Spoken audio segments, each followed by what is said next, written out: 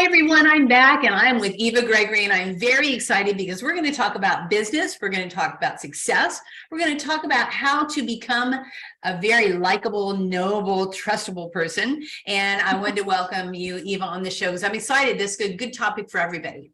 Thank you. Thank you for inviting me. I'm glad to be here. Absolutely. So let's just jump into it. Let people know a little bit about you. What are you up to even? How did you get to this place where you're helping people in business? Well, what am I up to? Oh, my goodness. So many things. But basically, my business is working with what I call spiritual entrepreneurs. So coaches, healers, coaches that are in the transformation arena. And those are to help them to grow their businesses. But the way it started out was I was in a software company with my other half, and we were failing miserably. Okay. Yeah, it was really, really bad. And it was at that time I had run across this principle called the law of attraction. And so, after about 5 years of struggle in that business, when I ran across this principle, I thought, oh my God, this is what's been missing for me. And I mean, we had creditors after us, in the business, creditors after us personally. The morale in the business was really low. We weren't able to pay ourselves most of the time. So obviously the tension was really high. And then at that point, when I understood the law of attraction, and, I always assume people know what the law of attraction is, but I'm just going to kind of bring it back to my definition of it, if that's okay, just to make sure everybody's. Oh, yeah. Bring it home, girl. You're talking my talk. Let's talk. All right. Yeah. But basically, the law of attraction just says whatever you put your focus on, you're going to get more of in your life. But here's where I put the emphasis. It really is in the emotion. It's that emotional charge you have on whatever it is you're focused on that's going to attract more of the same to you. So in the company, where had my focus been? It was only everything I did not want, right? And you have to think about it like our thoughts are the engine, but the emotions are the fuel. And I had some very highly negative emotion that I was carrying at the time. And of course, everybody in the company was doing it. And I just remember waking up one night about 3 a.m, and I just got this, I don't know, almost like a revelation, that Eva, you're not walking your talk. You like throw out all the practical stuff. You do practical stuff is good, people. But in this case, everything we were doing wasn't working. And really, I just decided said, take the understanding of mindset shift and law of attraction into the company, starting with you. And so I decided we didn't have anything to lose, basically. And so I took this understanding of law of attraction into the company. And what we did is we created a company-wide game. We had this huge spreadsheet. We called it the prosperity account. And then on day one, in this case, we started with $10,000 in this imaginary account, right? And then every day, folks in the company would post on the spreadsheet what they would spend their $10,000 on that day in the business, okay? So it was like 10,000 day one, 11,000 day two, et cetera, right? So it kept going up. And the interesting thing that happened was it did shift our energy. And things would happen like the marketing department was spending on the sales team. The sales team was purchasing equipment for the programming department. It was just, oh my gosh, everybody's being so generous, right? Nice. And so the whole point of the game really was to get our focus on something that was better than it had been for a while. And it literally shifted our energy. And it was that emotional charge, right, that we'd been carrying around. And my point, and this is, by the way, energy alignment and law of attraction is the thread through everything I do, even when I'm helping my coaches grow their businesses, because, the universe doesn't know if what we're focused on is real or imaginary. It picks up on the energy, the vibration, and that is in your emotion. That's how you know what you're vibrating, right? And whether it's real or not. And so as we were playing the prosperity account, our energy had shifted. And so within 9 months of beginning this process, somebody that we had never heard of approached us about buying the company. Said, we love the software you have. We'd like to buy you out lock, stock, and barrel. And we literally went from living paycheck to paycheck when we even got one to successfully selling that business for a hefty sum of money. And that was when I said, oh my God, I want to teach this. And I've been in the computer industry for years at that time. I said, I got to get out of high tech and into high people. And that was when I ran across, coaching. I'd never even heard of coaching. And then I got into coaching as a result. And I started by everything that I was teaching was about law of attraction. And then as my business was taking off, other coaches were wanting to know what I was doing. And then that kind of evolved into teaching them how to use the practical strategies, which are key, very key, but you've got to have the right energy with it. That's the reason you can have 10 people go through the same course and 4 of the people will succeed and others don't. And then, so what was the difference if they all did the same thing? This is what we're talking about here, right? Is that the mindset, the energy alignment, law of attraction. And of course, knowing how you feel, that's the emotional guidance system, which then led me into teaching more about inner guidance. So that's kind of how I got to where I am right now. I love that. I've always been a big proponent of the law of attraction, and I've been studying it for a long, long time. It reminds me of Esther Hicks does the bank account. That's exactly the game that we took in, the prosperity account. It was that game, exactly. Yeah, put money in your bank account register, and she doubles it every day. And then what are you going to spend it on? Oh, okay, that must be a different version. Yeah. Once you get to a certain point, you're like, I don't know what I'm going to do with $580,000 to spend a day, because tomorrow I'm going to have Yeah, and what's interesting about that? Even though we're playing it as a game, even if you were doing $1,000 a day, like if you started at $1,000, that if you played it for a year, you would have spent in that imaginary account over 666, either 66 million or 666 million. I forget now, whatever it was big. And the point of it was that when you do that, you are stretching your wealth mentality. You are raising your vibration around what you believe is possible. And as a result of that, it starts to reflect in your physical life, which is what happened to us. We were playing it, and we were playing at those big numbers. And it seemingly felt like someone out of the blue then showed up and bought us out in the company, right? It was all connected. And of course, we were doing the things that we needed to do every day. We weren't just lying in bed playing games. And I have to say something here too, just to let people know, once you understand law of attraction, it's not like I've arrived and then the rest of your life is just always going to be in nirvana. And if somebody tells you that, I say, run, Bambi, run. It's not true. But because we're human beings, and we're, even to this day, like, I still have issues. I still have my own concerns and challenges, but I know how to take the time to shift that energy and focus on what I do want, and then take the action from there. So, it was worth it. I look back at those years and I think, oh my God, for what I've learned, it was so worth it. So worth it. Yeah, and everything we go through, and I so do agree that everything we go through counts towards where we are now. And it's just keeping your emotions intact. I love the thought word deed, and by thinking the thought and then speaking it helps you shift that emotional charge towards it, and then doing it even solidifies it. But it all does come down to emotions. I'm in complete alignment with you on that, for sure. Absolutely. So what would you say if someone's stuck in the muck of their stuff right now? What would you say would be step one for them to make that first little baby step to get them out of wherever they're at right now? Yeah, great question. So here's the thing. All we're wanting to do, this is what I love about this topic. No, you don't need to depend on the situation. You don't need on somebody else to change for you, but it's up to you. Like, I would say, get into present moment, like, just forget as best you can. Everything I say is like, as best you can. When we're in the throes of something, we're just doing the best we can. And that's enough. Yeah. But you get into present moment and you focus on, how do I want to feel? How do I want to feel? Not change anything. Not, where am I going to get the money? How am I going to pay my bills? But how do I want to feel? That one question always points you in the direction of what you do want automatically. You don't have to say, am I saying anything right? Am I thinking about the thing? Because I'll tell you, there were some times during that time in the company, after I had learned law of attraction, none of the processes were working for me. And I just had to say, I just want to feel good. I just want to feel good. Dear God in heaven, please, I just want to feel good. I would lay in bed at night.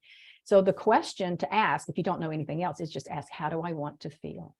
Mm-hmm. And then you feel, I want to feel peace. I want to feel confident. I want to feel whatever it is. And you just play there. There's going to be a moment. You're going to literally, you'll feel a shift in your emotion. It'll be a little bit of relief wherever you are.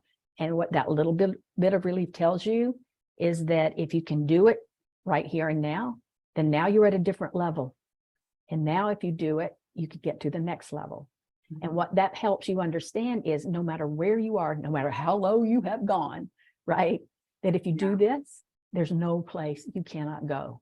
There's not going to be a quantum leap. It's not going to be this massive leap from despair to ecstasy, because vibrationally, we're not there yet. That's why I'm a huge proponent of taking baby steps. Baby steps lead to avalanches of goodness. But that's where I would bring, is just like, cut yourself some slack. That's the other thing. We judge ourselves. How could I have done this? How stupid was I? Or, you know, it's the economy, or it's that person. Like, you got to give all that up. Just get into your present moment and ask, how do I want to feel? Yeah, the present moment, because blaming people, you know, oh, this is what happened in the past and you're in the past, or forward thinking, well, this is where they're all going to go in the future, doesn't help you at all. I love to follow that up with, you know, how do I want to feel now? And I've been toying with playing with the what if statement. Yes. What if I really did feel that way when I wake up in the morning? You know, what if that really did happen? I think that's powerful as well. So super powerful, super powerful. I love that. I call it the what if up game, because what's the game we're playing? Oh my God, what if I can't make the sale? What if the money doesn't come in? What if I'm evicted? Like, that's the what if down game, right? Yeah, no. And that's when you say, okay, what if? So what if I can't? What if I wake up and all is well? What if I get 3 new clients this week? What if oh my gosh. And you know what? I in the what if up game, when you're playing it, you don't even have to stay in reality. Because it's all to shift your energy. Everything's to shift your energy. Like, oh my God, what if I got 3 new clients today? And what if somebody came and said, how did you do that? And I said, well, I would just shift my energy. And the next thing I know is, what if Time Magazine wants to interview me? What if I, like, you know, you could just go crazy with it and have some fun. Yeah, but it's a great way to shift your energy within a minute. It is a blast. I'm just loving the what if thing. Okay, so talk to me about what you would tell your 18-year-old self, because obviously before you got married, you started your software company, you're 18 years old. What would you tell her now to help her transition into where you are now, or to make it easier? Ooh, well, she worried a lot. She assumed the worst a lot. She was very insecure, didn't know, was always looking outside herself to get answers. And so I think what I would say is that to understand the power of your focus, and to focus on what you do want and hold the vision of that, and understand that all is well and you're totally taken care of. But here's the thing, just take one step at a time. Just take one step at a time, right? That's another big thing that I did learn was, we don't have to have the whole picture. We never have the whole picture, right? But just to take one step, think and feel, and ask for the guidance. Ask, you know, who would be the best person to help me with this?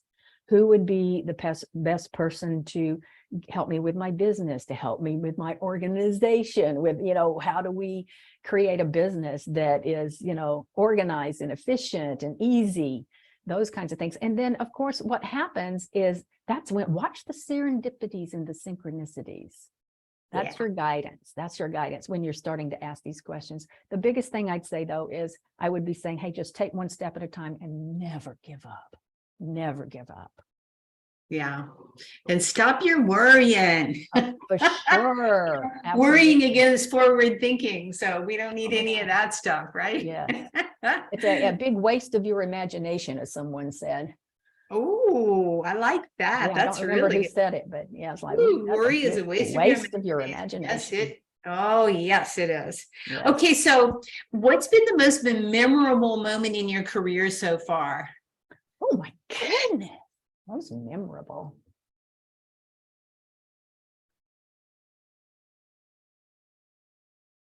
Well, or even a quick client story that just like you get jazzed every time, you put up a smile every time you think about it. Oh my goodness. Let's see. There's client stories. Oh my gosh, so many. I think the thing that fills me up the most is, I'm just trying to think of a specific client story, but when they, especially in the Enlightened Business Success Academy, what happens, they come in and I let them know, I say, hey, look, you're going to get to a place, you're going, oh my God, there's so much, and you're going to get overwhelmed, and you're going to say, what have I got myself into? And I'm just reminding you, it's one step at a time, which was my big message. And then I said, and then you're going to come to me at some point and you're going to say, you won't believe what just happened. And let me tell you, that is the thing that I look for. It's like, you won't believe what just happened. I just got my first $20,000 client, and it didn't require a long, sleazy sales call. Like, yes, right. Out of the blue. Yeah. Well, seemingly out of the blue, right. And it never is. It never is. I love that. Yeah. So I'm in a big celebration phase. I've realized throughout my life I haven't celebrated that much. So I'm asking every single podcast guest, how do you celebrate, Eva? If you have something that just, you're over the moon, what do you do to celebrate? Oh my gosh, so many things. A lot of the times what I'll do is I will pack up and take a weekend retreat up to wine country, go wine tasting with friends, do something like that. Other times it's just, I'm taking off and I'm just going to be what I call my sacred day. And I just do whatever I feel inspired to for the day, whatever that is, with no schedule at all. Other times it's just celebrating with friends, friends and family.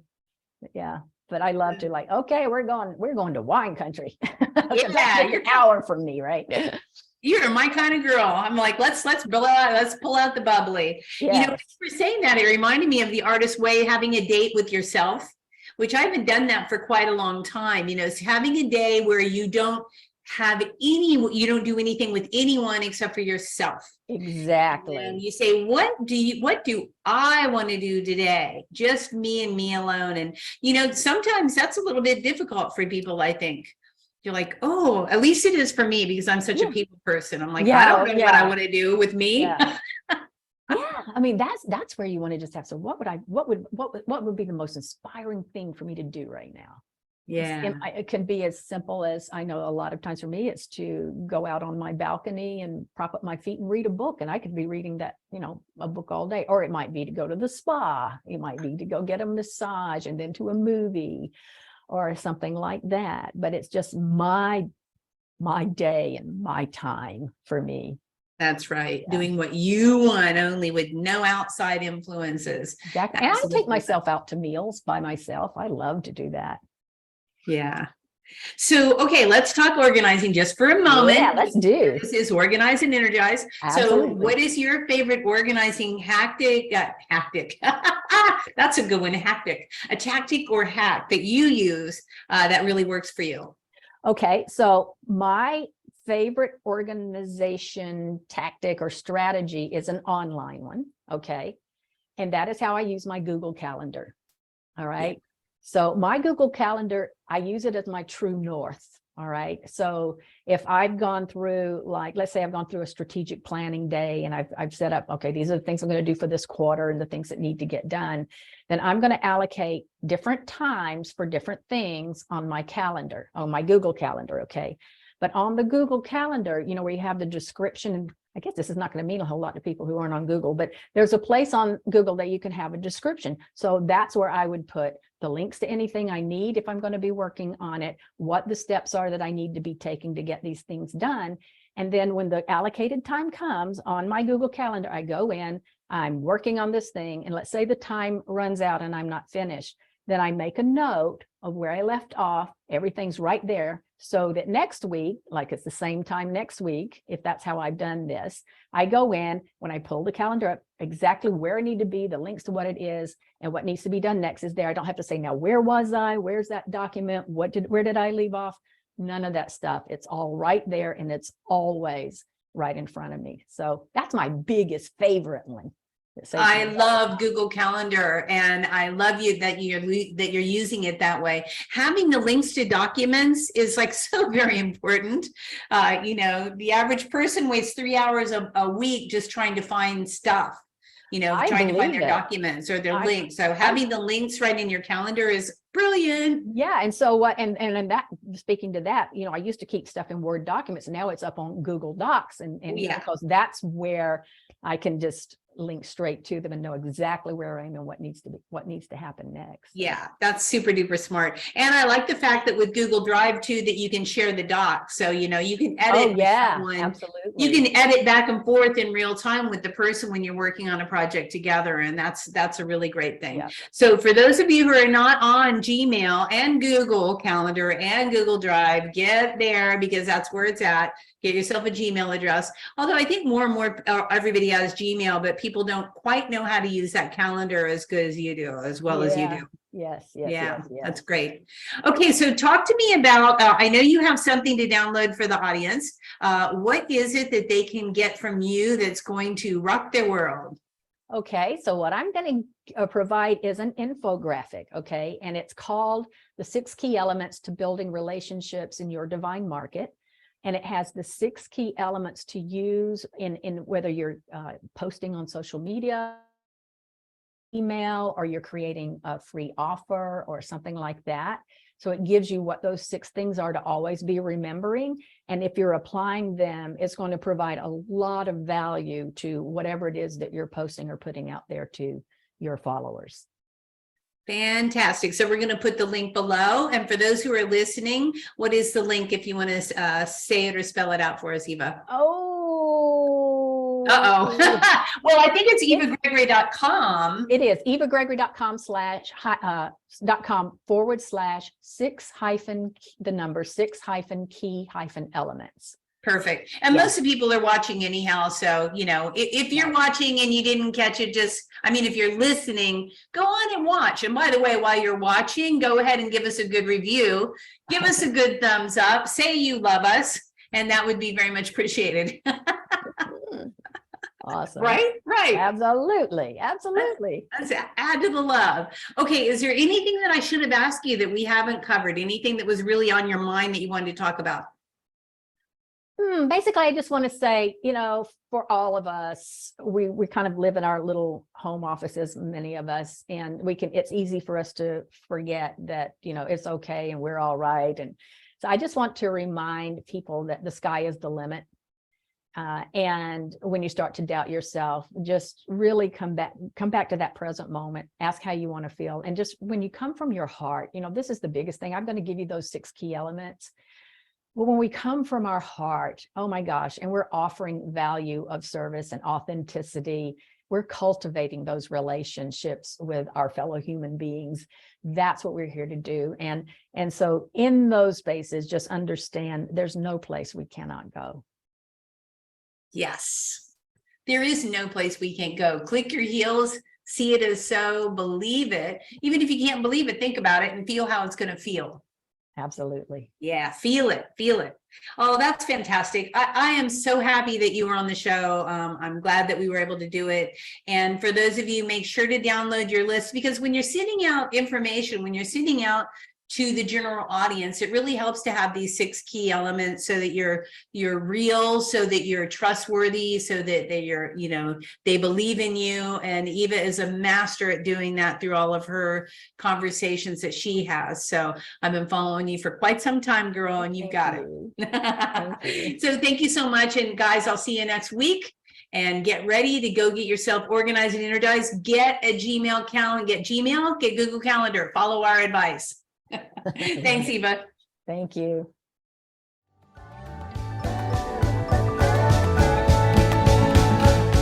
Hey, thanks for listening to this podcast. I hope you enjoyed this episode, and if you want to hear more, feel free to subscribe on the platform of your choice. Also, if you feel so inclined, I would truly appreciate a good rating from you to me. Have a stellar day.